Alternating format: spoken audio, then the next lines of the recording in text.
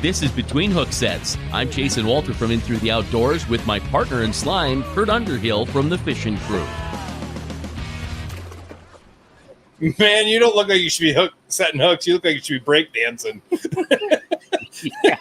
Yeah, well, my pants are down to my knees. I'm gonna tell you that right now. I was trying to figure out the gangster thing, but whatever. I'm rocking the Trails Head Tap stuff from Tony, Tom Huynh's brother, and boy, I tell you, it was an exciting week last week. So Tony had sent me a note and said, "Would you like to meet in Chicago? Go to Saginaw, and then we'll drive up to surprise Tom at the championship." And I'm like, I could do that. So we started looking at tickets, and then things kind of changed for me, and I'm like, well, it's just not going to work. So I didn't make it up there, but Tony did. He made it up there, and it was a big day for Tony. I saw this picture, and I'm like, it's almost like I was there. Oh, well, it's going to be that kind of night, my friend. It's going to be that kind of night. I mean, we got two amazing guests on. For people that have not seen all the promotion for this, but we got Tom Huynh, National Walleye Trail Pro Champion this year.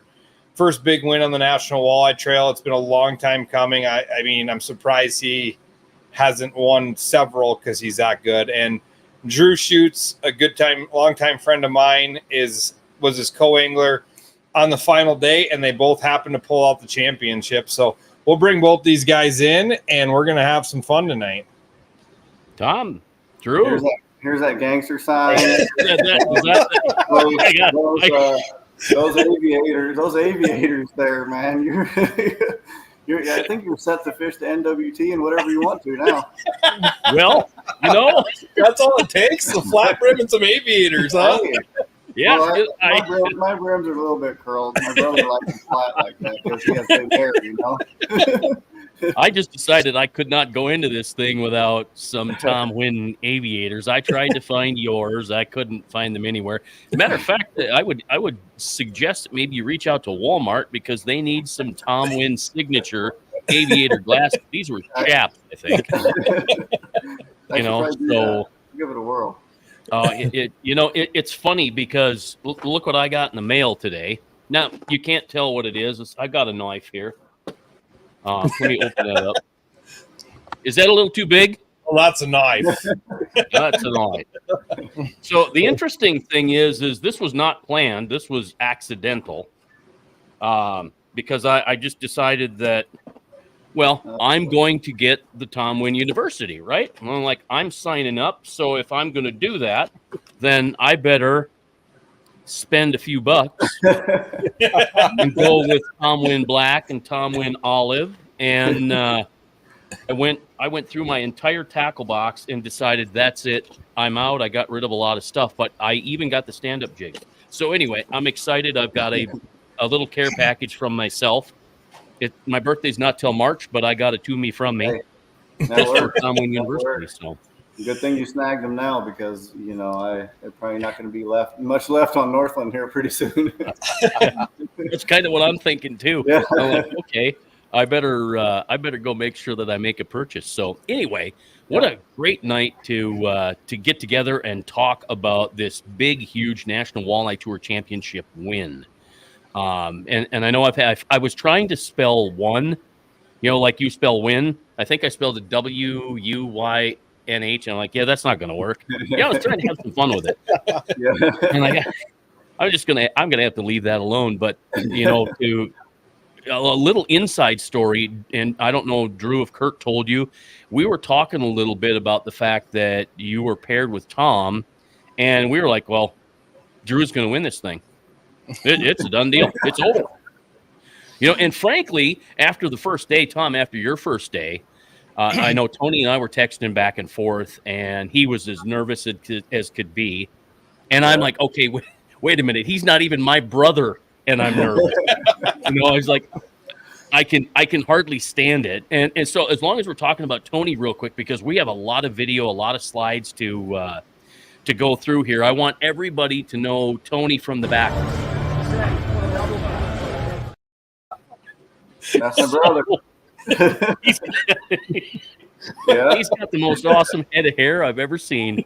Yeah. I'm jealous. I was gonna dye my Bo Schilling hair black and try to get it to go all the way down to my heels, but yeah, I'm just gonna let that one be Tony's deal there. Yeah, he's been growing that for almost 15 years, I think. It's impressive. It's impressive. It is super impressive. So the other impressive thing is the win. You know, really, I've said it a couple of times to people. It was kind of a come behind win for you. Mm-hmm. You know, when you look at the championship and the fact that you tied for Angler of the Year.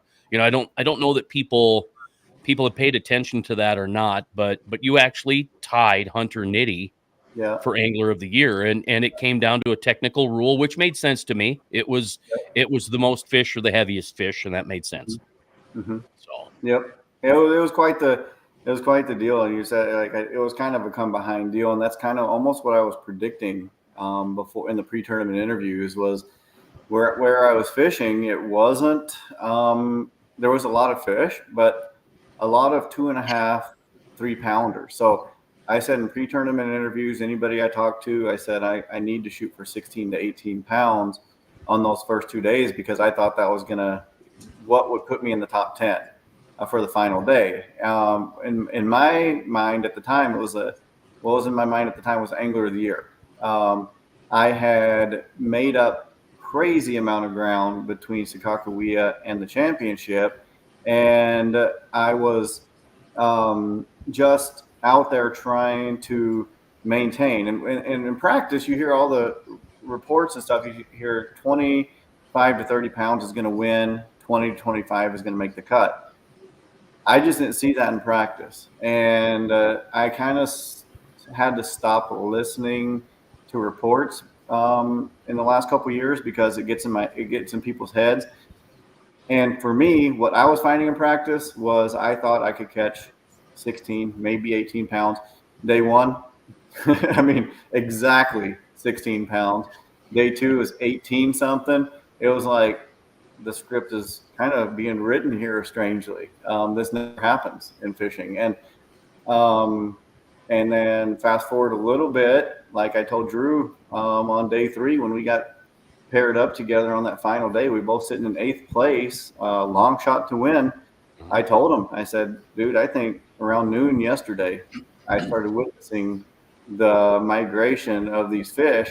And I said it could be a fluke, but I really think this could, if it happens, it's going to happen. And it happened. It did with a dead fish. Yep. I had a dead fish penalty. Yep.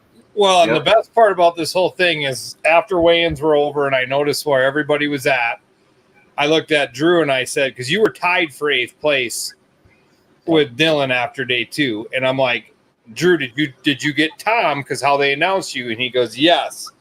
And I said, awesome. He sent me a picture of the screen of you guys up there. And I said, now go weigh 25 pounds. Do you think so? And I said, if anybody can do it, will be you two. And you came in with 23 pounds with the dead fish. So I was close. You were close. It was a crazy day. And then I had some choice words. Pretty excited when you guys weighed that bag. Running tournaments myself, when you pulled them out of the tank, when he's got 24 to 25 pounds in that bag, just by watching that box walk up to the stage, I'm like, they did it. They said the weight, and I was driving on the highway, and I yelled some choice words in excitement. I was like, oh, they just did it. And I go, it's over. It's over. There's no way. And then I got a little nervous watching other guys weigh in, but I just knew once you pulled that bag, there was no way anybody was touching you. Yeah, that's awesome, man. And I, too, I've heard that same sentiment from a lot of people now. And when that crate got lifted out. And at the time, I knew I had the biggest weight of the tournament, but I didn't know yet everybody behind me. And those are the leaders. Those are the ones who had the 3-pound lead on me. So I'm like, all right, did this happen? And it was just nuts standing up there. Both of me and Drew were just nervous the whole entire time. But that day, Drew, I think we have to talk about that third day. I mean, the trouble. Which part? Not just the trouble. Right. Yeah. It was Not just 1, 2, 3. Yeah, it was just a kind of a deal where, it shows that no matter what, no matter how hard it is, you have to maintain your composure out there and just think clearly. And what I mean by that is, like, we go out there, we make the run down there in those waves, in the wind. Of course, I'm taking it easy. I'm probably one of the, most calmest drivers out there on those big waters because I have equipment. The equipment is expensive, and I have to use that equipment once I get to my first spot. So I took it easy getting down there. We get down there. Trolling motor goes in the water, and right away, immediately, my trolling motor pedal it was like really washy, really loose. And I said it to Drew immediately. I'm like, something's wrong here. And my pedal, when I pushed down on it and pushed my toe down to make it turn, it would turn really slow and then all of a sudden jerk to the side. And the other way, did the same thing. And I'm like, oh no. Then I got nervous. I shouldn't even reset this thing. If I reset it, maybe it's gonna, it maybe just completely die. I don't know. So I used it like that. And crazy, I think the first fish, Drew, was it the 4-pounder or 3.5 pounder? I think it was that 4-pounder. Yeah, the first fish was one of the biggest fish I'd seen all week. And then really shortly after that, I had one like shy of 4. And I was just praying, like, please, I can deal with this trolling motor like this. But then all of a sudden, 10 minutes later, it just went crazy. And I asked Drew, I yelled at Drew because it was windy. It was windy. I said, "Hey, get in that compartment back there and get that Garmin box out." And I kind of glanced back and he kind of had a surprised look on his face, like he has a brand new Garmin foot pedal on his boat.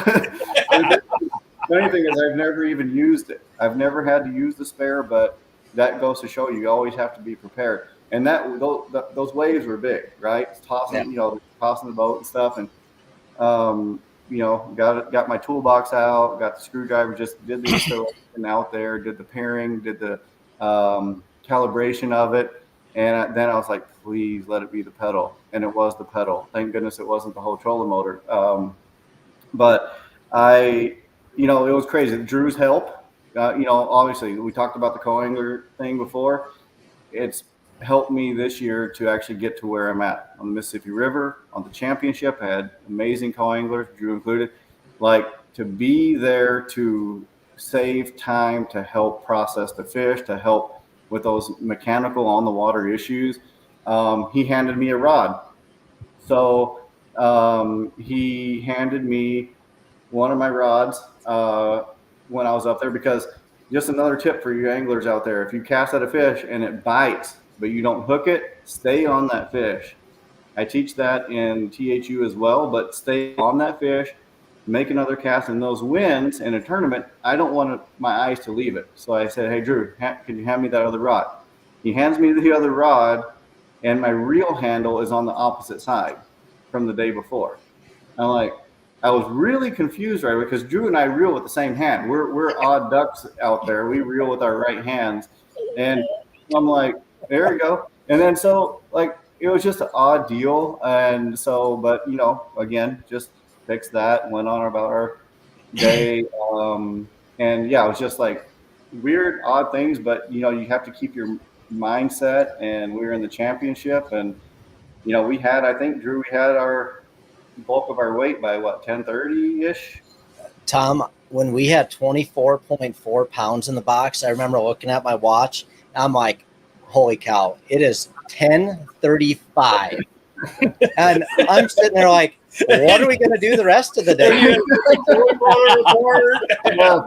Yeah. And I remember when you said it, I didn't know the time, but I remember when you looked at that scale, because Drew, you took those fish, you took them straight to the back. I trusted you. You did all the processing of those weights. You You recorded all of those. You kept them alive. You did all that stuff. It's absolutely amazing. Like, you know, and you holding that trophy, you deserve that because you were the key in that day. And he's sleeping there because he had to do back there. But yeah, it was awesome, man. I appreciate it. I appreciate you. But when you told me we had 24 point whatever pounds it was, I was facing away from Drew up there fishing. I started getting emotional. I really did. I'm like, am I actually about to do that? You know, and so it was a really, really awesome experience. You know, Tom, if there was a day where you get overtime for fishing, I think that was the day. That was the most work that I've put in for a tournament in 2.5 hours of fishing that I can remember. Yeah. I'm still healing up for it right now. Yeah. He's about to fall asleep right there thinking about it. No, like my fingers are still healing up. Like, I was telling Kurt the other day, like from holding all those fish, those 3, 4, 5 pounders, and trying to weigh them, like every one kept cutting me. I was telling Kurt after about an hour and a half of my finger bleeding, I had to ask you if you had a Band-Aid. They're better pedal, but no Band-Aids. Yeah, no, I found them in there. I knew exactly where the trolling motor pedal was, but I wasn't sure about the Band-Aid. I didn't want to interrupt the bite. Yeah. So I'm going to pop this up. I have to pop this up right now because we're talking about hands and fingernails. So there we go. The championship cost Drew a fair amount of money there. Thank goodness for the check. Yeah, you're welcome. No. I love it. So let's get into Drew a little bit, Tom. We're going to get back to you because we got a lot of stuff to talk about. But Drew, you came into my office. You know, we met 4, 5, 6 years ago, and you know, you walked in and didn't hardly know anything about fishing at that time. And tell us your backstory and how you got into fishing and why. You know, growing up with my parents, we fished at a young age, and I FaceTimed my parents that night after Tom and I won, and my dad reminded me that I actually used to make little lures back home, and we did a lot of trolling, right? Which is a curse word to Tom. But I used to take like little wooden branches and I'd cut like 1/4-inch pieces, and I would actually paint them. And as funny as this is, Tom, I used to paint it black with a red eye. And believe it, my first fish on a little lake around, it's like north of where I live, about an hour. My first fish was like a pike, and I'm pretty sure I caught like a walleye or two on it afterwards. But I got to thinking about them, like literally 25 to 30 years ago, a simple black and red colored lure was catching fish. So, you know, I've been fishing ever since I was a little kid. And then, you know, when I met Kurt, it was probably 5, 6 years ago. That's when I was able to buy my first boat. And I didn't even know what the South Dakota Governor's Cup was until I met Kurt, and a buddy and we decided to register for the Gov Cup. And at this point in time, I probably had 2 rods, and they were like a 6-foot Fenwick HMX. I had a little tackle box with probably $100 worth of lures in there. And that's where it all started. I remember going to Dakota Mart, and the local store downtown. And I just bought a whole bunch of flicker shads, got my trolling rod set up, and I just started trolling. That was literally the first technique that I started learning how to fish. So it's just been a progression ever since. And really the way that I got into even learning about the National Walleye Tours, buddy Justin Sieverding, he was fishing it, and I watched him on stage for several years, and eventually we got to talk, and he was like, well, why don't you hop in with me and sign up next year? So I did, and you know, I fished the co-angler side last year, and then this year as well. So it's just been a progression, and it's turned into more than I probably ever thought it would be. Well, and going into that, Drew, like I remember you coming in, sitting down with me, and you say, "I want to go fish this." And I remember having a long talk with you and said, "I think it's an absolute great thing to do, but you have to have your expectations right. Yep. You can't go into this thinking you're going to win a tournament. That's not what you're doing as a co-angler." I said, "You are going to learn. If you go in as a sponge and absorb as much as you possibly can, you're going to get as much as you possibly put into it." Yep. And I mean, really, I think I was right in those words of every time you came back from a tournament, we chatted and you're like, "I drew Kevin, I drew Tom, I drew this guy." And it was nonstop. Like, I learned this, I learned that. I mean, I remember talking to you after day one of the championship and you're like, "I learned things today. I saw things today that I've only heard about." Yeah. You know, so you went out and learned every day. Yeah. I mean, number one, going and like drawing these guys and hopping in the boat and getting to like meet them and learn their personality and just get to know them. That's fantastic. And then, you know, fishing with Tom, Kevin McCoy,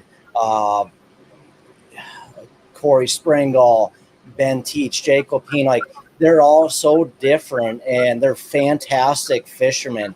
They're great guys. Like it's just such a cool experience. Like you get to go there. I mean, you're helping a boat marshal and you're there to learn. So you hop in, you be open-minded.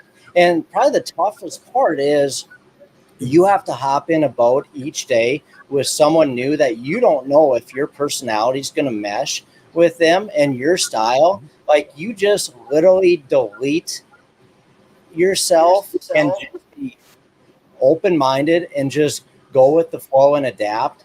So, and you know, that's probably one of the most fun things that I've taken from this is hopping in someone's boat and just helping them with their bite that they have spent putting together over the last week and trying to get them the biggest bag of walleyes that we can get that day. And it was impressive for him too, because he did it in my boat completely blindfolded. So, you know, Well, you're sleeping. when he had to take a fish off the hook or something, you know, I let him take it off. No, he's great though. It's impressive what these co-anglers can jump in and do. My day two co-angler was just all over the boat, helpful. Day one, my co-angler, super nice guy, little bad knees, but he was still getting around doing stuff for me. It's a great deal for them to learn and then to eventually come up here and teach us a lesson down the road. So yeah, that's pretty cool. Hey, Keith Cavias was leading day one, right? Day one, yes. Okay, hold on. I'm a little. Thank goodness he didn't win the championship because, well, I thought maybe he's going to ask me to marry him or something, but thank God he just signed his name. There's no message on the back, so Keith and I are not getting married. But Drew, congratulations to you. Thank you. You know, and so Drew, you go out there and you know, day one you came in 14 pounds. Yeah. What? 15th, 16th place, middle of the pack. I think, yeah. And you know, and like I remember talking to you and I said, "Who'd you draw?" And you go, "Kevin McCoy." And I said, "Oh, how do you feel about that? He weighed one fish day one." They're like, "Well, I've fished with him before." And I said, "I can tell you this." And I can think 90% of the pros would do this, but Kevin was going to go out and fish for Drew on day two. You know, I knew he probably wasn't going to make that cut, but he knew you had an opportunity to.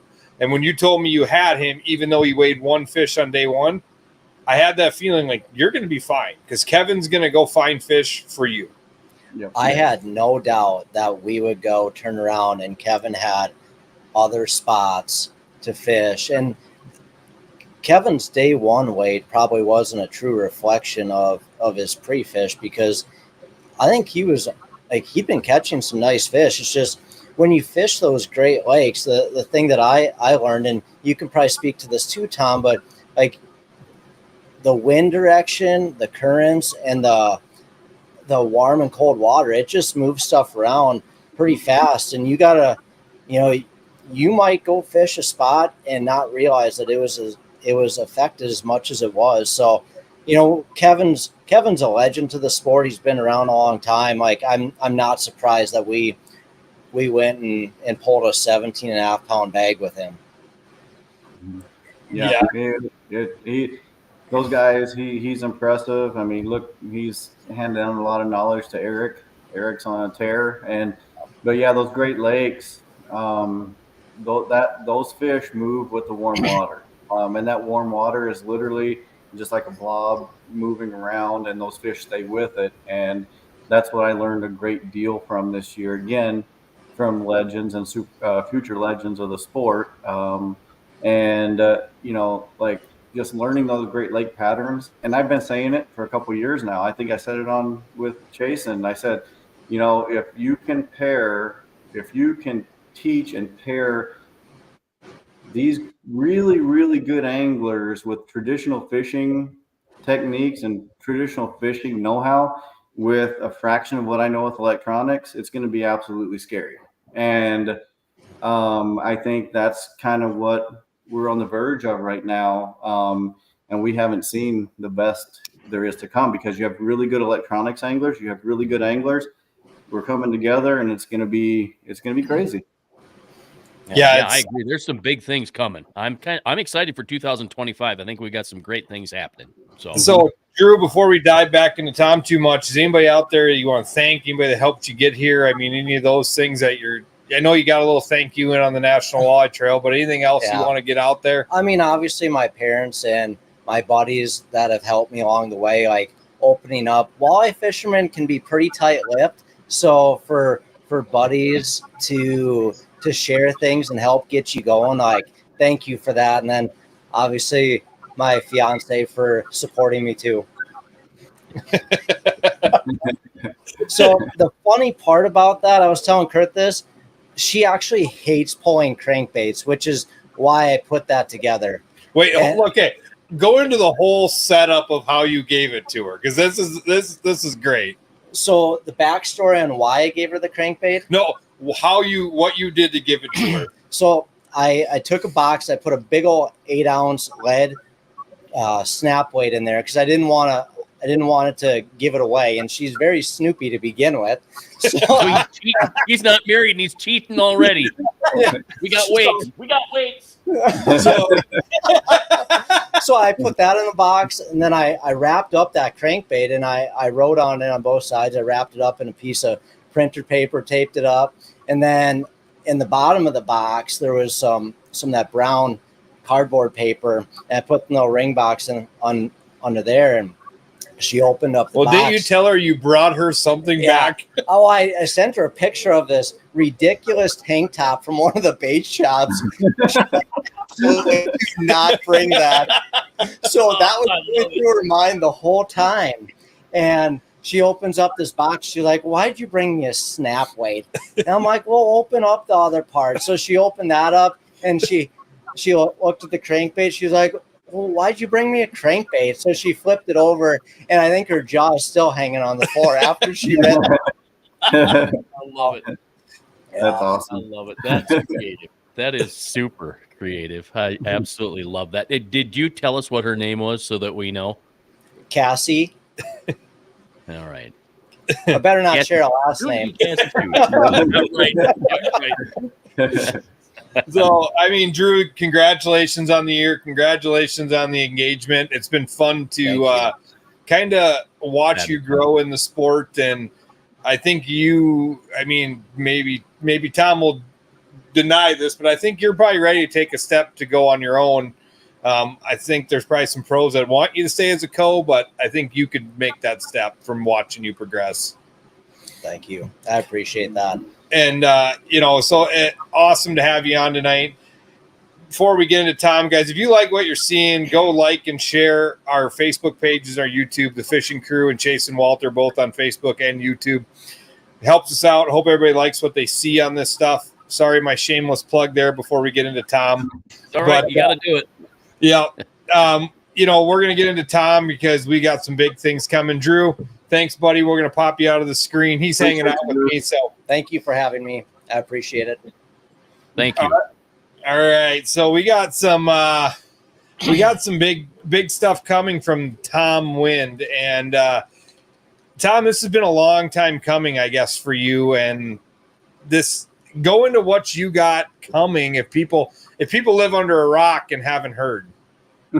Well, I mean, coming into this walleye tournament, seen back by accident back in, was it 2020, fish those random tournaments, that, you know, when that was on the team circuit with my buddy Nate, and we were just on a tear. We were doing, and at the time we had no clue that what we were doing was going to be so effective. No clue at all. Like when we went into our first couple tournaments, we're like, dude, the first tournament we ever fished on Leech Lake, we're like, we're going to get beat. I told him that. You're telling Drew about expectations. I was telling Nate, because it was his first tournament ever of any sort. I'm like, don't expect anything. I mean, we're going to get our butts whooped. We're in a bass boat. We might actually get our butts whooped physically. We get out there. Long story short, we win that tournament. Then I'm like, I told Nate, don't get used to this. It's not going to happen. The next tournament we picked up just to see, and we got 4th place. And I'm like, look, Nate, don't get used to this. Next tournament we win. I'm like, okay, Nate, maybe we're on to something. And so because of that, you know, people start getting curious. And when I fished the NWT my first year, got 2nd place in the championship. And, my social media started growing. People started asking me questions. And I would always tell people exactly what they asked me, because like, I wasn't given that. Like anytime early on I was asking anything, it was just like beating around the bush, go hit the weed line in 14 feet of water. The same thing we're always told. And so if they're not deep, try shallow. Yeah. That's a good, and you got a 50% chance, of catching something. So so I would use the whole, Michael Jordan technique as far as, the stories about him when he would be playing in the NBA and the defenders. You hear stories from his defenders saying that it was a mental game with Michael Jordan. Like he'd be guarding me, and he would literally tell me, next time I have the ball in my hand, I'm going to drive right, spin to my left, shoot a fadeaway jumper. And every single time he said what he was going to do, he did it 100% of the time. Right. So, but it would get in people's minds. They're like, is he actually going to do it this time? And so it would mess with them. And I didn't do it at the time for that reason. I did it because I'm like, I can tell people the exact truth and what people have been used to in the fishing industry or fishing tournaments is kind of like beating around the bush type thing. So I would basically be accurate. And then people would wonder, is this for real?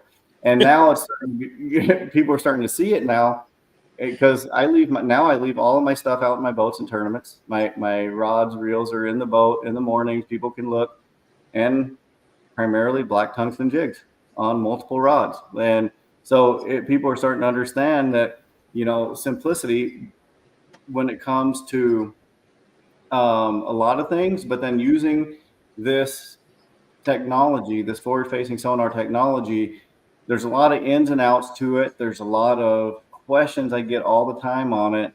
And I've spent a lot of time not just catching fish, but following fish, like literally getting on a fish, following it around, casting with a jig, with a cut hook, not to hook them, but to watch how they act, how a walleye acts, how a sucker acts, how whatever it is out there acts. So then I can interpret what those returns are saying to me, what those returns are.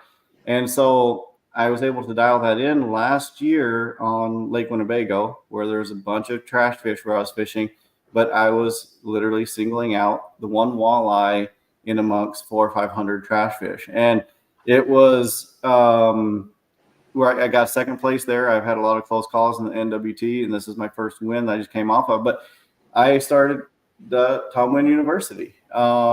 And so I've been working on it for a couple of years now, and it's just the first of its kind in the fishing industry as far as how this education platform is laid out. How it's designed is first of its kind. It's designed, it's a curriculum base. So it's compared to how actual universities teach. So a lot of you who are going to log on and subscribe to this, if you've done continuing education through some top-notch universities, some of this might look familiar to you. You're going to be like, oh, it's in the structure. It's very easy to navigate. It's straightforward. It's not like a bunch of entertainment where you're seeing me catch a whole bunch of fish and hold them up to. I think I have maybe 6 fish catches on this entire thing. It's all pure. Yes, it's all pure education. People know I can catch fish. They don't need to see it over and over. They want to learn. So maximizing that time of what they're seeing. And, YouTube, for example, is a great tool. It's a great tool for learning things. But when you're out there and you YouTube how to catch a walleye in Wisconsin on a black tungsten jig, you're going to have a bunch of videos. You're going to find one video. You're going to watch 14 minutes of it. And in the 15 seconds, you're going to be like, oh, this is the best information I've ever seen. This is awesome information. You get out to your boat and you start fishing, and you're like, oh, what did they say about this again? So then you're like, I got to go find that good video. Then you got to go back, find that exact video. You have to scan all the way across, find that little section where all that good information was. With the way I laid this out was all that in mind. Like it's, I'm nervous because I'm excited, if that makes sense. I'm excited for everybody to see it because the layout is where a person's going to get the most information retention. And I did a lot of tests with people in the last couple of years to see if I could teach them without even fishing, teach them visually, teach them through words, and then put them behind the screen, put them in the boat and watch them catch fish. And it's effective. So it's going to help people that have purchased LifeScope, that have been intimidated by the technology or want to buy it, but they're intimidated of the technology. It's going to teach them the ins and outs, all of the things that led me to where I'm at, all the basics, all the way up to where I'm at now, and simplify it so that people can go out there, take their families, take their kids, take their grandkids out and catch fish for once, have a good time out there for a fish fry and, just make, fish responsibly. You go out there and catch your dinner, or you can go out and, challenge yourself to catch your personal best. That's what I did this for, is to teach people how to use it. And what took me 3 to 4 years is now condensed in this one package. So do me a favor, lean this way just quick once. Just lean a little for me. See, because I'm covering up your face. I set that whole thing up thinking Drew was going to be beside you, so I'm like, okay, I got to get that thing centered. Now all of a sudden it's hiding you. So anyway, I've got so many things to play here. Do you want to start with some screenshots, or do you want me to put up a video quick? Yeah, let's do a couple screenshots. Let's show people kind of like how, a little bit of the university. So the first screenshot here, basically, I believe, is kind of the teaser page that you'll see tonight if you go look. If not, it'll be there tomorrow morning. Mm-hmm. Explain this page. Yep, that is the homepage there. When you log on there, you're going to see 3 gentlemen, me in the middle, 2 legendary anglers. It's a couple of the best anglers on the walleye circuit ever, and we're all staring at that screen. We're all staring at that forward-facing sonar screen, and we're all learning. I'm learning from them. They're learning from me. So this is basically what you're going to see when you log on for the first time. I think it's awesome. Here, I'm gonna pop this up here real quick. So the big launch is tomorrow. So is it is it tomorrow like at 6 a.m. or is it going to start at midnight tonight? What's the timeline? Right after midnight. Right after midnight. Yeah. So for those that want to stay up late tonight, go right ahead and get signed up for it as quick as possible. And so I guess my first question is, is the class size doesn't matter. It can't sell out, right? Because it's an individual learning opportunity. Yes, it's an individual learning opportunity that you have an instructor right in front of your face teaching it to you versus, again, searching so much content over the internet. And you can watch a screen recording, for example. You can watch a screen recording and there's no words, or there's a voiceover, or sometimes there's text. But in this, you'll see me in it on every single one of them. This is another, just a screenshot from the actual university. On the side there, on the left-hand side, you can see different modules and all the videos included in those modules laid out just like a university. And it's going to be pretty cool. And with the individual learning experience too, some people have asked me if it's a yearly subscription thing, and you could look at it like that, but basically it's $279 per course. So that entire course there with 170 some video clips that you see there, it's for that price, and you own that basically forever. That's yours. So like, let's just say somebody gets forward-facing sonar, no matter the brand. Let's just say they get it 2 years from now, but then they want this first course. It's there for them to buy, if that makes sense. So then next year, it's going to be course number 2. And so, it's not necessarily a yearly subscription. It's just there's courses there for you to buy when you're ready to learn. So, and I was going to ask that. So you can go back at this. Once you purchase this is yours. Yep. You guys are monitoring IP addresses and making sure you're not sharing it with buddies. And I please hope nobody would do that. I don't think so. Tom has put hours and hours of work into this, and for $279, the amount of hours Tom has put into this thing has got to be insane. Before you even thought about doing this, how many hours did you get learning leading up to being able to teach anybody? It's insane. So like most of my time on the water, even during tournaments or sometimes actually during tournaments, in pre-fishing, I'll see something on the screen. I'm like, this is too good not to get a screen recording. And I actually take my time to get it sometimes during tournament hours. Sometimes in pre-fishing, I get off track because I'm like, I need to record this. Here's some smallmouth. I need to record and show people what those look like in relation to a walleye, for example.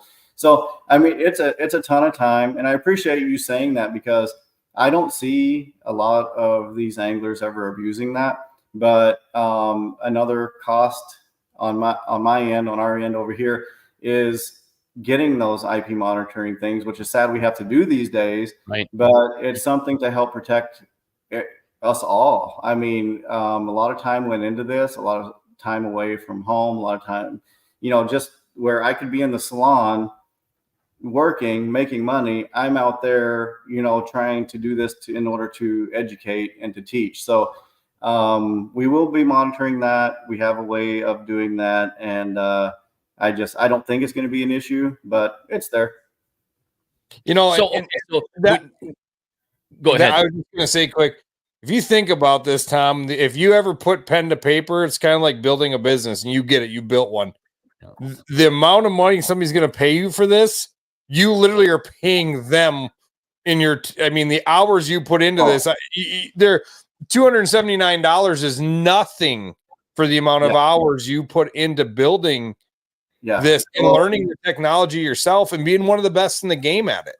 Thank you. And one thing too is like, I get a lot of requests for on the water training, and it's never out of the question. The only thing I can't do is time. The time factor for me to do that is out of the question right now. But like, if I was to do that, it would, just to be honest with you, $1,000 at least a day. Mm-hmm. And then you're in the boat with me, you get out of the boat, and then you've seen so much that day that you're like, what did I just? You can't remember. It's impossible to remember what you just saw. Now you've got 3 to 4 years of information right here on your phone or right there on your computer that you can literally use at any time. You can jump in your boat, pan around. Why aren't these walleyes biting? And you're like, are they walleyes? Then you pull up the module where I'm showing you fish species, and then you're like, wait a minute, maybe that's not, And I teach people on here too how to do their own screen recording straight from their units, so they can screen record on their phone and then come back to their house, compare it with what my screen recordings, and be like, study. You know what I mean? It's literally like being able to study and have that information retention in their brain versus just jumping in for a day trip and forgetting 99% of it. A couple things come to mind. $279 is the tax on a live sonar setup if you're going to buy it. So, yeah. Right? Yeah, good way to look at it there. So, and here's the other thing. We've got ice season coming soon. And you know that Dakota Angler at the Ice Institute is going to have Garmin on sale. They're going to, and here's the thing. And correct me if I'm wrong, but you might be able to get an LV32, so one of the older lesser transducer units. They're still viable. I have a 32. It works great for me.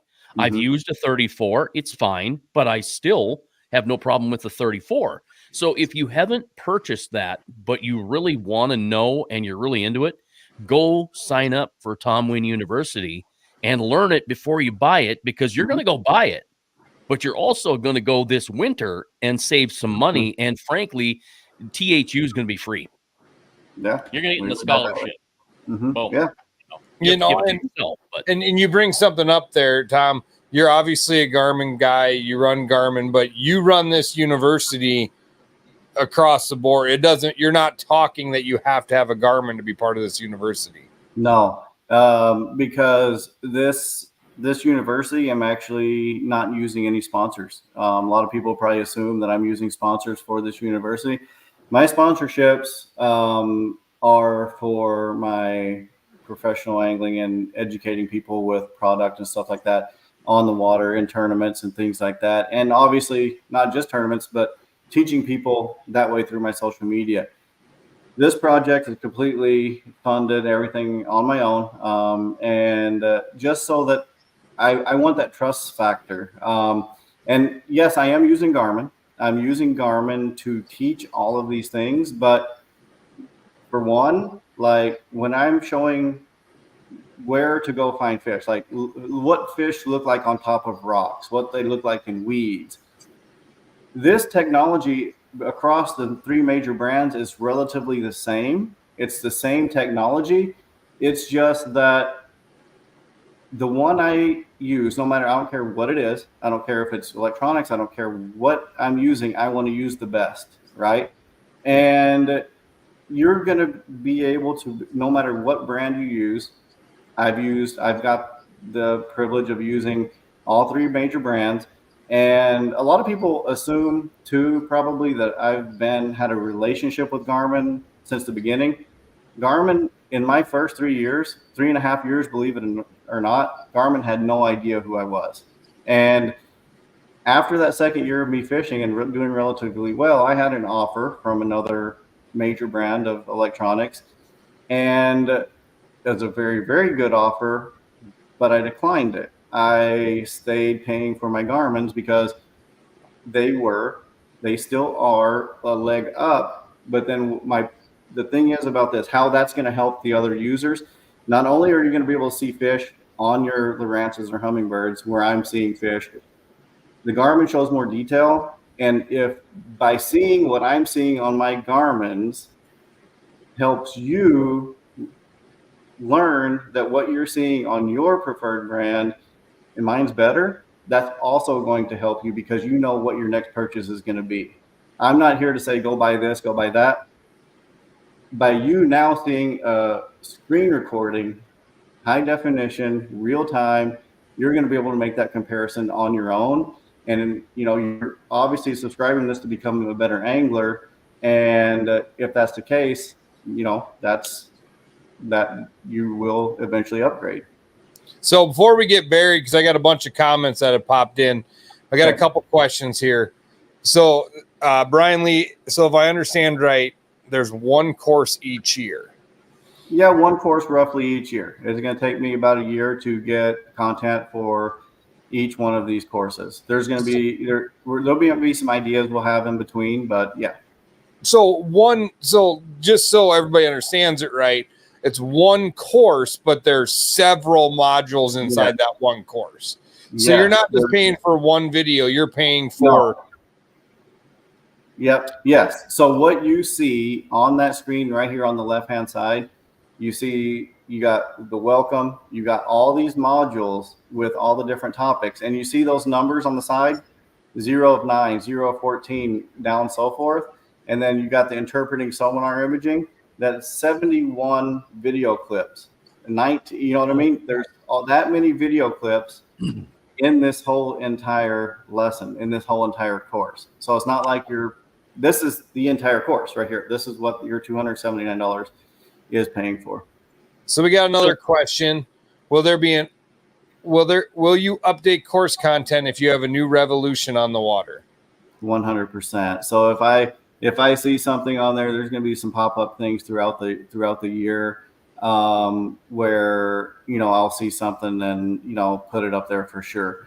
Otherwise, some of this new stuff, that even if I come up with something new, it could be on the next year's course as well. But if it's relevant to help you learn and understand with this course, 100% it's going in there. I'm not going to skip that step at all. I'm not going to cut that corner. It's going in there. And we got another comment. We got another comment here that we're gonna have to think about. Dakota Walleye Classic says how we're gonna have to add the note THU during the Dakota Walleye Classic. People out there on their phones, like, okay, well, there is a rule. I think you can't use a cellular device to help you find fish. So. Yeah, well, once you've made the $279 is a fantastic investment. And matter of fact, it's I don't want to say it's cheap. It's cost effective, and in relation to the cost of live sonar, it's just a drop in the bucket. It really is. So will you get into? I'll pop up a screen. This is from my last fishing trip. And I honestly, if I remember right, there's one fish, and that was that one right there. But the one thing that people are doing, they're going in, and I learned real fast that you don't clean the screen up. You leave. Here you've got, this is the stitching, and it's stuff in the water. And so, are you going to teach us how to fine tune? Yeah, I know you're working on Garmin, so it's got nothing to do with the. You're not going to tell us how to set our ghost rejection or the noise rejection, or do you talk about the ghost tree and some of that stuff in Garmin, or do you leave that conversation out? Yeah, pull up that video here. Okay, I think that's a.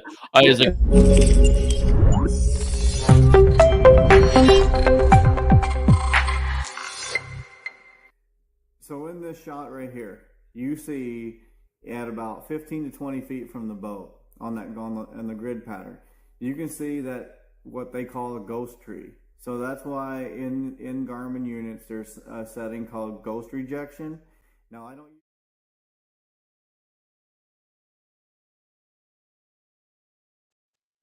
Okay, so you do talk about it. Yeah, I talk about that, and I talk about how it's not necessarily a good thing, but it's not a bad thing. Like, people want to clear that up. I fish with it on, because you think about it. The ghost tree is that tree that you see is the bottom of the lake. That's the bottom of the lake before it gets stitched together to make that. Yeah, that's.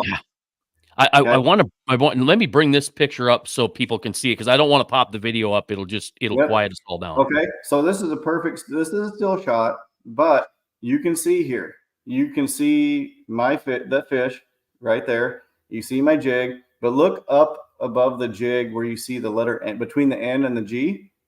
That's my line. That's actually my 10-pound test braid that you can see all the way to the bottom. Now, imagine if I took that ghost tree and turned it off. That would hide my bait. That would hide my line. You have to learn to look through it, right? So our human brains think we have to have the clearest screen. No, don't do it. You guys' minds are going to be blown once you see this education. So we have a couple more questions here. Yep. Will there be a THU forum? There's going to be a place for people to go on and leave questions. The way this is formatted is you go through each module, and at the end of each module, there's going to be a box where you can literally go on and tell me how you liked it, and if you have any further questions on that, and I will get back to every single question. And you do too. I mean, you do. Let me play one. And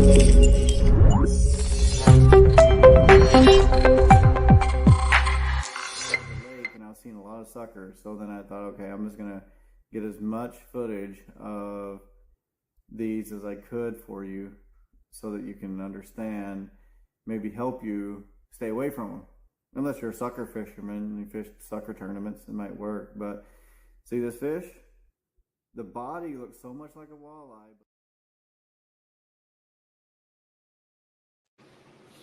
That's me chasing down a sucker. Like I just wanted to show people that the suckers are the hardest to distinguish between a walleye. We get confused by them all the time.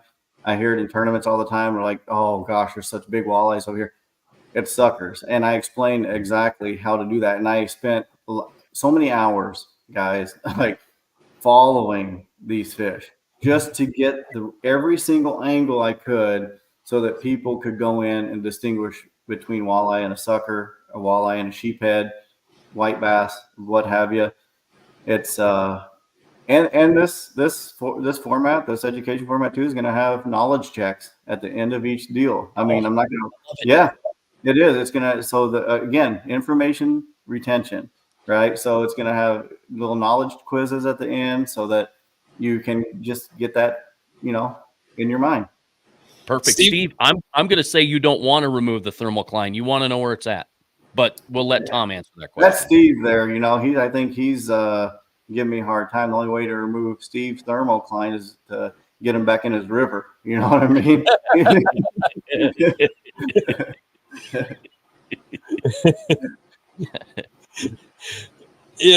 And so it's just crazy, the knowledge that people are going to gain from this.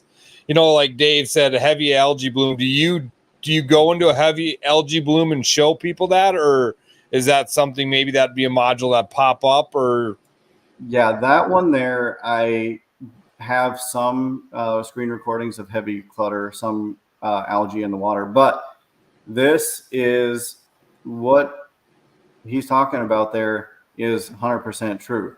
There's honestly, in a big algae bloom where the wind has been pushing along the shore for days, there's nothing that you can do. There's zero. There's not a setting that you can do to look through that clearly. There is nothing. So when that happened to me on Devil's Lake last year in the championship, one of my best spots got blown in with the algae bloom, and I was scanning around, and Mike he's cracking jokes or trying to be, you know what I mean? That's Mike. But thanks for pulling my truck out too, by the way. So panning around in the algae bloom, it's thick stuff. So when that happens, you literally have to go. You need to have backup spots. Prepare for that wind in the algae bloom. Have backup spots on the other side of the lake, because there's nothing you can do with your settings to effectively look through a dense algae bloom. We got a couple more questions the same here. Way. You can't get rid of the pollen. You can lighten up the pollen a little bit, but the pollen's still going to mess up the screen. You're never going to get a clean screen. Most of the time when you go out, you're not going to get a clean screen, and I just don't think you do, because you over filter. Yep. And then you're missing it. I noticed that ice fishing, that if I over filter and I'm jigging, you want this action, but you're getting, and so by the time you set the hook, you miss the fish. What's noise rejection? Noise is clutter. Yep. What's your eighth ounce jig? It's clutter. So if you're using that noise rejection, it's gone. So it's Is there a family package? Yeah. Oh, Callan there. Callan's getting married already. He's like, he can't even be 13. Or maybe no, never mind. Yeah, but no, Cowboy Callan there. He he might be getting married. I don't know, but it's a household deal. The IP address thing, we can watch that. As we get into this more and see what people's requests are, we can modify. We can figure things out as that part goes. But right now, I'm assuming a husband and wife lives fairly close proximity to each other. You can use the same network router, the same computer. So yeah, we'll figure something out when it comes down the road to some of those package type deals too. Kurt has to sleep in the garage. Yeah. I sleep out my lodge. Tim wants to know approximately how many minutes long are the video segments? Do they all vary, or they? They all vary. So it depends on the topic. Some of them are going to be 30 seconds long, and some of them are going to be 4, 5, 6, 7 minutes long. It depends on the topic and how deep we need to get into it. And like I said, these things are straight and to the point. They're not big, long, drawn out like videos of me catching fish and all that. Is straight to the point, so that when you're out there on the water or you want to get that information right now, it's there. You don't have to listen to me. Yeah, Brian. I don't want him either. Hey, let's see if Drew's awake. Speaking of class here. Oh, yeah, he is. There he is. Oh, let me use this. Oh, I did get it centered perfectly. Look at that. He just woke up. Yeah. All right. My wife's even commenting. She wants me to sign up for a great date night idea. That's why we're married, honey. That's why we're married. Yeah, that's fantastic. You guys can just kick back and just watch me all night.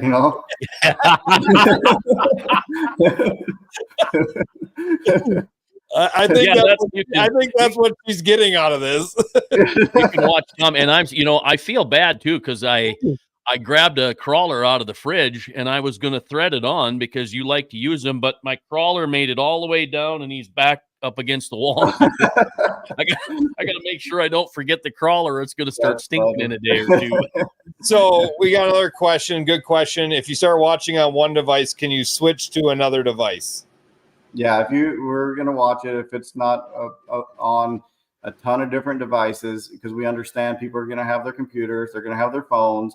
We have it where it's set to flag after a certain amount of obvious devices being logged on at different locations. So you'll be fine. Teasling wants it on date night. Mm-hmm. So the course is for everyone. You don't have to be a tournament angler. You can be an amateur. You can be a beginner, a novice. If you have interest. Yes. And it's mainly for the people who want to learn this, who have it, who, a lot of people who are on the fence, whether it should be used or not, they actually have it. They have forward facing sonar. They just haven't taken the time to want to learn it and I get it. It's intimidating, but that's what I'm here to teach and show people, that it's the responsible use of this technology can be fun. And actually, we're catching more fish, but we're actually weirdly throwing more fish back. Like it's a kind of an odd concept, but that's what's happening right now. And yeah. You bring that up and it's a great point. And I've, obviously had on this show and in daily life and all over talking about, all these different ideas on behind this and the forward-facing sonar and people's theory on it. And maybe I'm wrong, but I feel like walleye fishing in particular, we're targeting one fish. Mm-hmm. We're not going through hundreds of fish now. No, we're targeting one fish.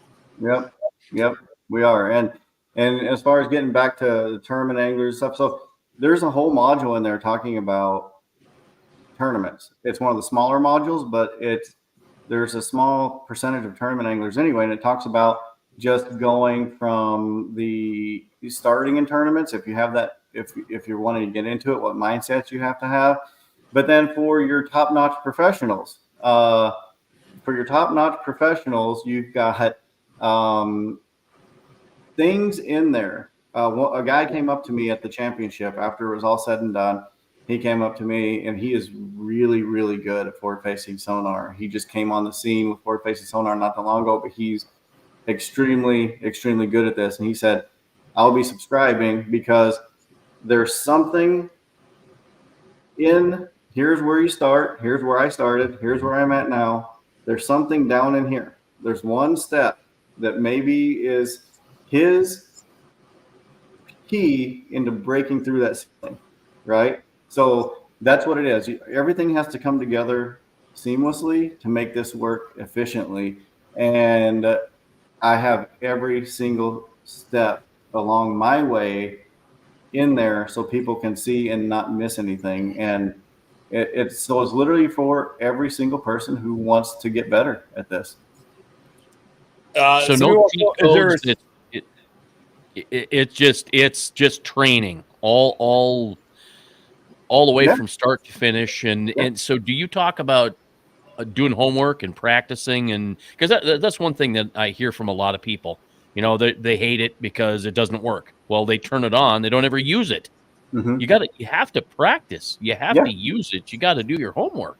Yep. And this is me practicing for a lot of people. This is me practicing for you. So this is how something that you can just look at over the winter and, keep those eyes refreshed, keep them refreshed over the winter, because what a fish looks like under the ice isn't going to look the same on, in open water. So, it is training.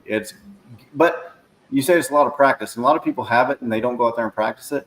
But this is going to want to make them go out there and practice it because they can see what settings I'm using. And it's the settings I use all the time that I've used since the beginning. That's the crazy part. That part's going to blow people's minds is my settings. And it's going to help a lot of people literally want to just get out there and drop it in the water and start using it. I'm super curious then. I am very curious. Yeah, because I'm kind of an anal settings guy. So are you forward the whole time, or do you use some down? Forward in this whole forward all the time. Yep. Okay. Yep. And that's how I fish. So for people because there are a lot of people that I know that are they want to use down. I'm like, no. Maybe ice fishing. Maybe ice fishing, but forward for open water fishing is a must. That's where you need to spend 99% of your time is on forward. And so a lot of people know for the past 2 or 3 years, and I might have been one of the first to do it, but putting 2 transducers on my trolling motor. For the previous 3 years, I had one in forward, one in down. I didn't have the one down transmitting all the time, just in certain conditions, right? But that accounted for barely any of my fish. So going into this year, I said it in one of my posts early in the winter, and also for proof for this university, I challenged myself to go with one transducer all year long. Like I had one transducer as people are adding them to their trolling motors, putting them off the side of their boat, 2 back behind their boat. Some are having 4 or 5 transducers, but I wanted to show people and I wanted to prove that you have to get good and efficient at using one before adding a second one is ever going to make you better. Well, a lot of people aren't learning everything they can with that one. That's why I'm here to help them. But they're adding a second one thinking like, oh, that's the key. That's going to make me better. Okay, maybe I'm not catching so many fish as so-and-so, so I'm going to add a 3rd or 4th. But it's not about that. And I did it all year long. I did pretty decent with one transducer on my trolling motor all year.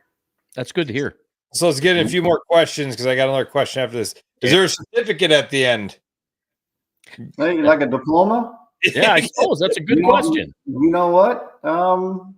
Yeah, there's going to be now. No, they're made up. Yeah, awesome. Yeah. So we got another Jacob. Tom, do you break down how to decide to leave fish or stay on fish that doesn't want to bite within the first cast or two? I do. We got another question asking about, you talk about rod setup and gear you use? I do. And yeah, that's all our questions. And we got a Tom Seberg comment about Drew. You don't know Drew? Drew literally has the cleanest boat on earth. He fixes the bottom bouncer nicks in his boat at the end of the year. What's a bottom bouncer? Yeah. Oh, and I was gonna. So before I ask one question, is there going to be a trolling module sometime in the future, or are you going to hire somebody else to do that module? The trolling module is done. I released that last year. What kind of snacks to pack?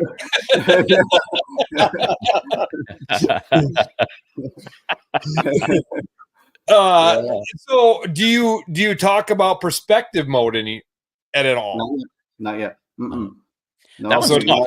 People have to get this dialed in and learned first. And I didn't use perspective this year for that reason too. Like I said, I was trying to be disciplined as well and do what I'm teaching, like actually practice what I'm preaching, if you want to say it. So I just went with forward all year long, and just to show people that really that's all you need. You don't need to get too wild, too many options, too many this and that. We get too many options these days, where I want it to be as simple as possible, and to show people that you can go catch fish, you can win tournaments, you can do what you got to do, being a simplistic with the highest tech electronics, if that makes sense.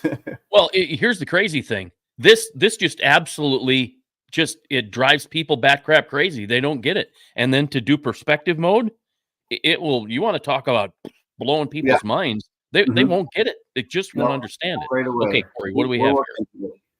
Yeah. So Corey says on his hummingbird, algae bloom, he turns on salt water, clear up the algae, is different than freshwater density. Have you tried that on your Garmin? So here's the thing. Again, when you're out, algae bloom is technically noise. So you can bump your noise rejection up high to clear that out. But what are you doing then? You're clearing up so many details out there. So yes, you can do it. I'm not telling you can't clear up your screen perfectly. Like that perfect black screen back there behind Drew right there. You could make your forward facing sonar look like that, but then you're hiding all those details surrounding that fish. So that target separation, when that sonar hits a fish or a target, that sonar is enveloping that target. Whenever you're using noise rejection and all that, it's not enveloping it fast enough. So there's no detail. It limits your ability to be able to see size, species, and where that fish is facing. So, and also you're not going to be able to see them until they're way too close to your boat when you use too much noise rejection. So Lynn wants to know, was there a class teach me how to make the walleyes quit denying me like back in high school?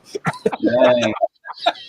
I'm still trying to learn that one there, but well, that one is that's a good one there. I do teach. I do have a little thing on there about my favorite scent I use on plastics. So that one actually might be a good one for Lynn. He should watch that one. He wants to know if there's a class to learn how to talk your wife into letting you buy forward-facing sonar. Yeah, here it is. Here it is right here. Here it is right here, Steve.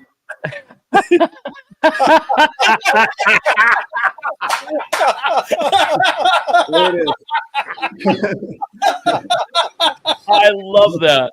Oh, I love it. Oh, there's so much though. I really think that your course is going to help people discern the hours and hours and hours of practice and experience that it takes to get mildly good with it. I've used it a lot, and I'm still confused I'm getting better at pitching jigs 30 foot, 40 foot, 50 foot, 60 foot, dropping it on their head. And so that's when I went out last time. I went out and I worked on just that. I didn't even work on trying to catch the fish. I got to get used to pitching these jigs at the right distance and getting it on top of them, and I'll worry about catching the fish once I figure it out. So there are so many little things. So you obviously, with all the modules you have, you break it down you micro teach basically, right? 100%. That's what it is. Yeah. You got the modules, and then you click on the modules, and you have a drop-down list of all of those things that show you. So it's easy to navigate. If you need to go back and find something, there's the module that you asked for. So it's the welcome and basically the why of the course, and then the fundamentals, the breakdown of what forward-facing technology is, the equipment considerations, talking about all the different brands actually, then installation, customizing your settings, which is big for people. And the heart, the actual meat of this is interpreting the sonar imaging, where we get into those high definition screen recordings, showing everything, and then your on the water everyday application. And then we all have just a few little tips in case people are interested in jumping into a local tournament. So love it. It's a lot. So we're gonna have couple more questions here. How about fishing in shallow water? Do you talk about shallow water fishing? Yep. And then you ever use perspective as a second? I see guys using them with left and right. It makes sense. I mean, that concept is technically correct, but like I said, I only had one transducer on the boat this year, so I'm using it straight and forward the whole time. And so real quick, perspective gives you a swath of this, like an angle maybe this wide that you're looking at, right? When I'm scanning, and I show people on this university, when I'm scanning and going forward, my trolling motor is scanning like this at that same swath of space. So Drew was able to see it the way I was using it, and I'm moving fast. I think, I'm searching for what I want to see. And so I'm actually getting that coverage with forward, but with forward, I'm way quicker at judging that fish's size, and especially that fish's species, by using forward. So I explain all of that in there as well. And I think that perspective mode probably works better in a basin. I took my 360 out to the river back in 2015-16, and I brought it back home because you have all that undulation, and you've got all that going on. It's so hard to understand what you see. So you bring it back home, you use it on a basin where everything's flat. It's a whole lot easier. Otherwise, I set my Garmin in perspective, and I went, that's it, I'm done on that, and I'll never put it back in perspective mode again. Dave wants to know if you're guaranteeing a top NWT top 10 with this program. He's asking for a friend. Dude, this is just the freshman year of the university. You got to wait till the senior year at least. So, you got to go through the whole curriculum. For people just tuning in, it's $279 for the entire curriculum. It's not per video. You get everything for the year. Next year, the next module will come out, and that's when the pricing will come out for next year. Yep. I'm guessing the answer is no on this one, right, Tom? You're not fishing the World Walleye Championships next week? Next week? I don't even know. Well, I don't even know about it. So the other Tom Seberg is with his son Jake. Oh yeah, I don't think I qualified, or I just didn't know about it. Whatever, either way. So Tom, there's so much behind this that you're gonna have to just get in there and buy it and learn. I think it's, like I said, $279 is an absolute no-brainer. Chasen, you said best, it's a tax on a live scope unit, and just in the knowledge of rod and reels and baits and what you're looking at and all the different things that comes with. Obviously it's forward-facing sonar driven this go around, but there is a lot more, to come, and there's a lot more to it than just forward-facing sonar.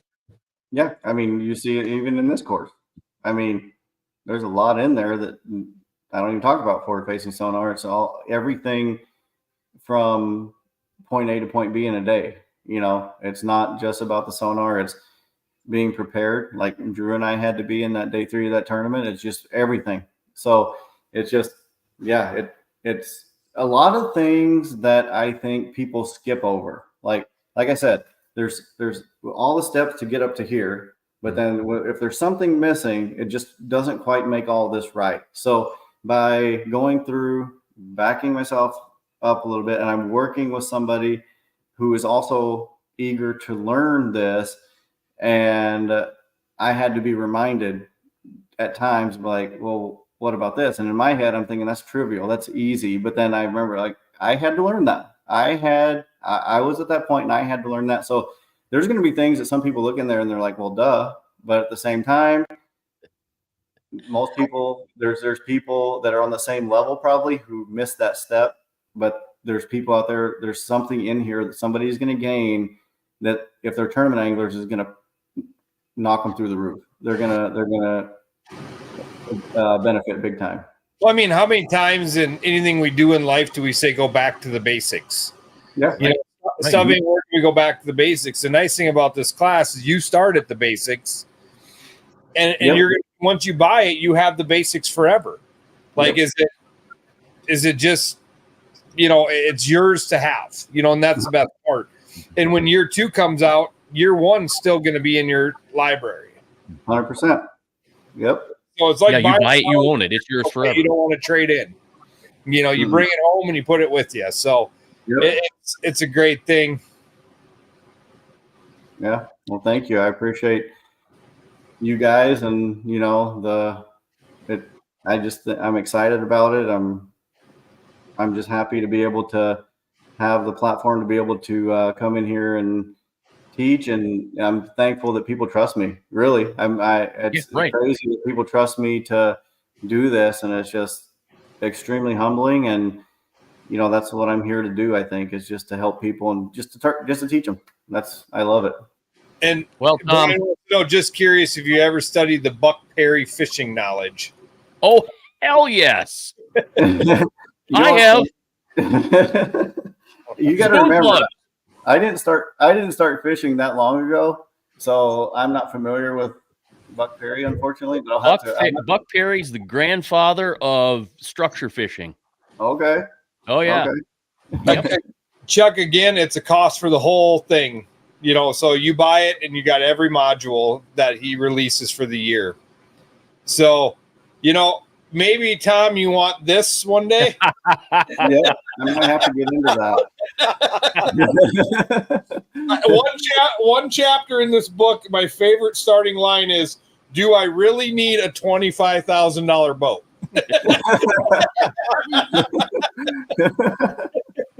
I don't think Mike ever dreamt of $125,000 boat. Oh gosh, yeah, it is kind of.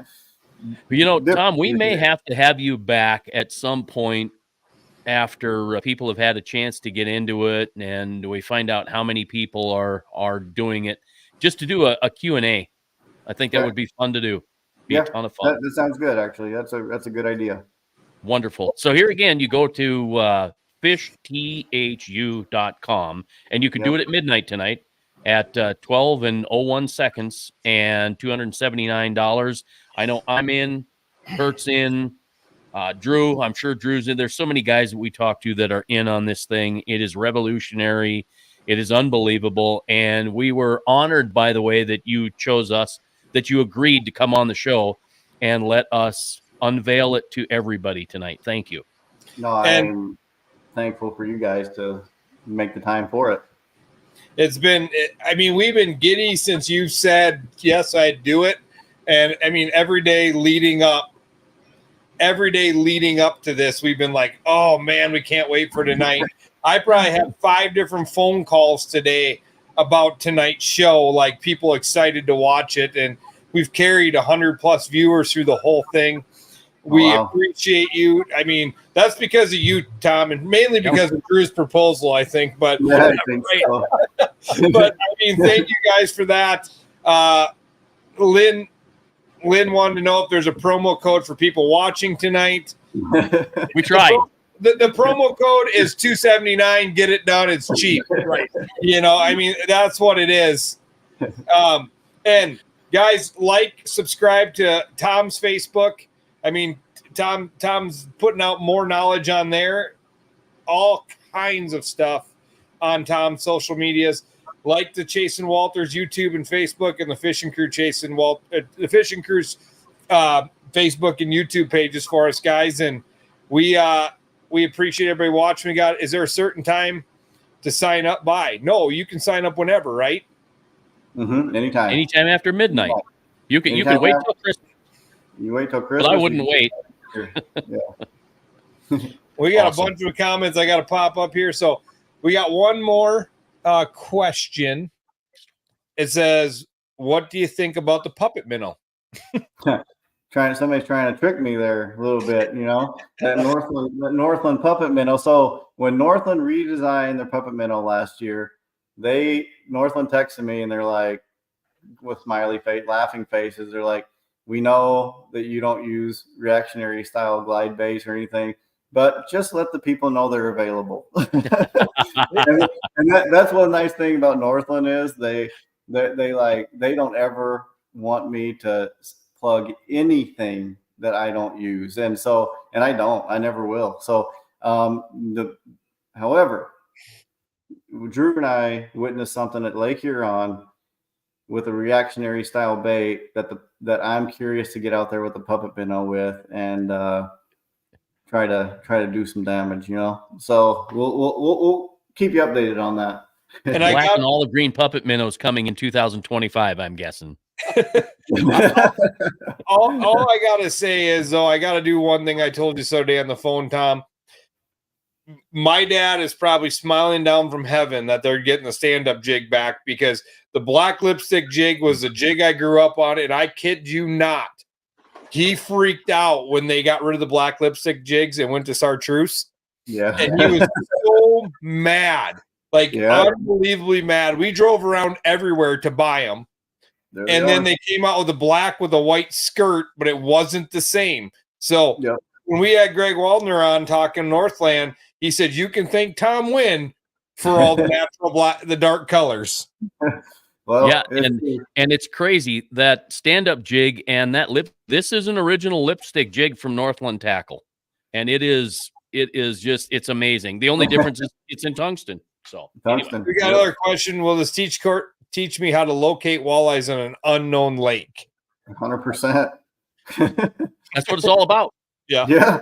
No, that's exactly what it's all about, because I don't know your lake out there, but right. And I challenged myself this year. A lot of these screen recordings were on brand new to me lakes. That's also it.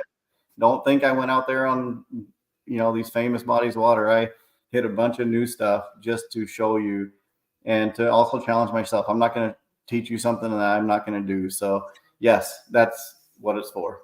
Well, and Lake Huron, how many times were you on Lake Huron before this? Well, during the Sault Ste. Marie event last year, I had to go down there just to look at it. And I didn't see a single fish down there last year for part of a day. And then that was it. But then this whole stretch of Huron this time, I'd never even seen before. So being you're touring pro, you go to lakes you've never seen before till you pull up on practice. No, my last 4 years have been all new stuff. Like, I just started doing this 4 years ago. So every single place I've been to has been basically new. Sakakawea this year was new. Green Bay, so there's a lot of these big waters up until just 3 or 4 years ago that I'd never, seen. Well, this is going to be so much. I guarantee we go for another hour talking about it. Yeah, right. And, good luck. Thank you. Jake wants you to send it to him and lock out his dad. Yeah. Jake's fishing that big tournament next week too. Yeah. Right. Yeah. That's amazing. That's fantastic. By the way, I'm a shameless plug. Started a thing called the Bump Board for walleye tournament anglers, and you can see Tom is right there talking about the championship recap. So I'm excited to get that thing rolling here pretty soon. We got right, I voted. We got another plug in for a vote, so make sure you go vote for Tom. So, hey guys, we appreciate having you guys on. Tom, Drew, thanks for hanging out. It's been great talking to you, and it's been a pleasure to watch both you guys, young guys in a career, grow. And this stuff is incredible. Thank you. I appreciate you guys. It is. It's amazing. Yeah, thank you. And one more thing real quick before we go. For every person that does go in and subscribe, everybody that subscribes will have a free, a chance at an on the water trip with me next year. So we're gonna do that, and be able to. I want to see what you learned. So that's awesome. I love that. It's a great idea. Tom, thank you. Drew, thank you. Congratulations to both of you. It was great to have you on our first 90-minute show. I almost feel like Johnny Carson. Wow. Take care. Thank you.